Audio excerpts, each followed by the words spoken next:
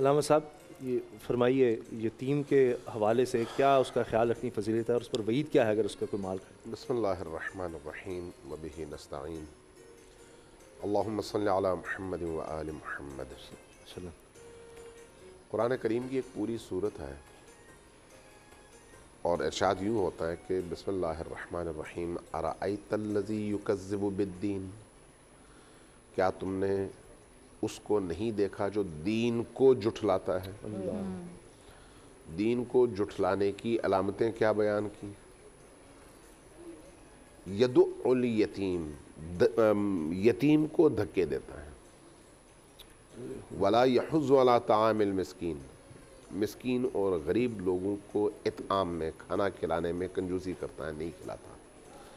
یعنی اللہ تبارک و تعالیٰ نے دین کی تکذیب، دین کو جھٹلانے کی جو علامتیں قرار دی ہیں ان لوگوں میں، ان میں سے ایک یتیم کو دھتکارنا ہے۔ یہ کوئی معمولی مسئلہ نہیں ہے، معمولی مسئلہ نہیں ہے۔ جتنی تاکید اسلام میں یتیم کی دستگیری اور یتیم کی کفالت، یتیم کا خیال رکھنے کے حوالے سے جتنی تاکید آئی ہے، شاید ہی کسی اور طبقے کے حوالے سے ایسی تاکید ہو۔ یہ خیال رکھنا صرف یہ نہیں ہے کہ آپ ان کو کھانا کھلائیں، بلکہ ان کی سوچ، ان کی فکر، ان کی تربیت، ان کے دل کا خیال رکھنا، ان کی دل آزاری سے بچنا، ہر وہ چیز جس سے وہ احساس کمتری کا شکار ہوں دوسروں کے مقابلے میں، ہر ایسی چیز سے بچنے کا حکم ہے۔ چہ جائے کہ لوگ یتیموں کے اموال پر قبضے شروع کر دیں، باپ کے مرتے ہی باپ کا سایہ اٹھنا خود ایک بہت بڑا غم اور مصیبت، اس کے بعد ماں، بیوہ، بچے یتیم، اور لوگ آئیں ان کے گھروں پر قبضے کر لیں، ان کی جائیدادوں پر قبضے کر لیں، ان کو در بدر کر دیں، اور در بدر کرنے کے بعد پھر حج پہ چلے جائیں۔ استغفر اللہ۔ ہاں، یعنی عام طور پر جو معاشرے میں بیماری ہے، صحیح کہہ رہے ہیں کہ ان کا مال لے کے یار اس کو بیچو، پھر وہ یہ سمجھتے ہیں کہ بھئی ہم نے اتنا بڑا مال مار دیا، اس میں سے تھوڑا سا خدا کی راہ میں خرچ کر دیں گے، سارا حلال ہو جائے گا۔ بات کاٹ رہے کہا جاتا ہے کسی نہیں کر سکتے، لیکن یہاں پہ تو سیدھا سیدھا شک کیا جا سکتا ہے نا کہ اس مال سے کیا ہوا حج جو ہے کیسے قبول ہوگا۔ نہیں، یہ شک نہیں ہے۔ دیکھیں یہ ذہن میں رکھیں، ہاں دیکھیں یہ جو یتیم کا مال ہے، یتیم کا مال کیا ہے؟ یہ نجاست ہے، یہ آگ ہے۔ صرف ہمارے اور مردوں میں فرق اتنا ہے کہ ہم اس دنیا کو دیکھ نہیں رہے۔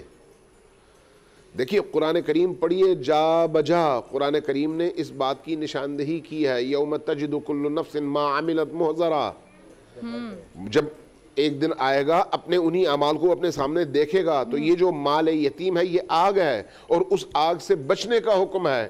تو اب اگر وہ آگ انسان نے اپنے لیے ذخیرہ کر لیا ہے تو پردہ ہٹنے کی دیر ہے۔ اگر پردہ اب بھی کوئی ولی خدا موجود ہو، کوئی صاحب کرامت موجود ہو، وہ دیکھ رہا ہے کہ بھئی یہ آگ میں جل رہا ہے، اس کے پیٹ میں آگ ہے۔ میں آپ کو چھوٹی سی مثال دیتا ہوں۔ امام حسین علیہ السلام نے عصر عاشور جب سارے اصحاب اور اہل البیت کی لاشیں بکھری ہوئی تھیں، تنہا رہ گئے تھے، اس وقت بھی یزیدی فوج کو دوبارہ ہدایت کی دعوت دی۔ آپ ذرا تصور کیجئے، ہدایت کی دعوت دی، ان کو بلایا اور ان کی طرف سے مثبت جواب نہ آنے پر فرمایا کہ تمہیں معلوم ہے کہ تم کیوں میری بات نہیں سنتے اور میری بات تم پر اثر نہیں کرتی؟ اس لیے کہ تمہارے پیٹ میں حرام جمع ہے۔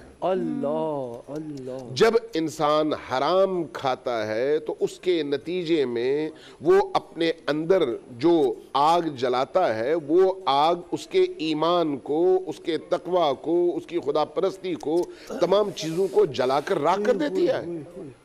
اب آپ کو ایک اور میں روایت سنا دیتا ہوں اسی حوالے سے، یعنی یہ بعض اوقات اس طرح کی روایتیں بیان نہیں کی جاتی، کرنی چاہیے تاکہ لوگوں کو پتہ چلے۔ شب عاشور امام حسین علیہ السلام کے خیمے میں صرف 72 نہیں تھے، مورخین نے لکھا ہے کہ 1000 کے قریب لوگ تھے، 1000 کے قریب۔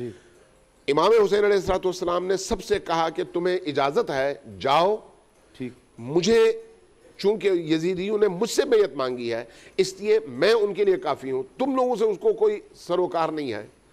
اچھا، سب بیٹھ گئے، سب نے کہا نہیں، ہم آپ پر آپ کے ہاتھوں تلوار پر بیعت کر کے آئے ہیں, اپنی جانیں دیں گے, لیکن آپ کو یہ اپنا رسول اللہ اکیلے نہیں چھوڑیں گے.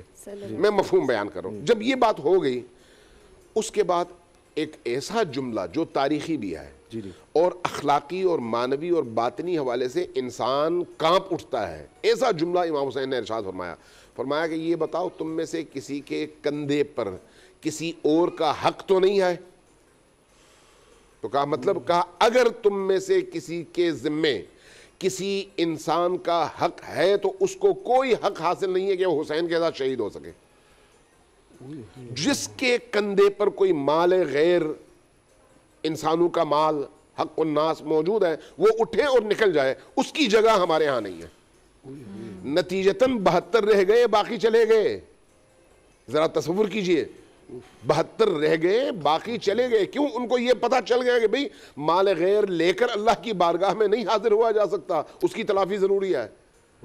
تو یہ جو حق الناس ہے, اور حق الناس میں خصوصاً یتیم کا مال ہے, وہ تو ایک ایسی آگ ہے جس کا ایک شعلہ صرف ہماری دنیا اور آخرت کو جلانے کے لیے کافی ہے.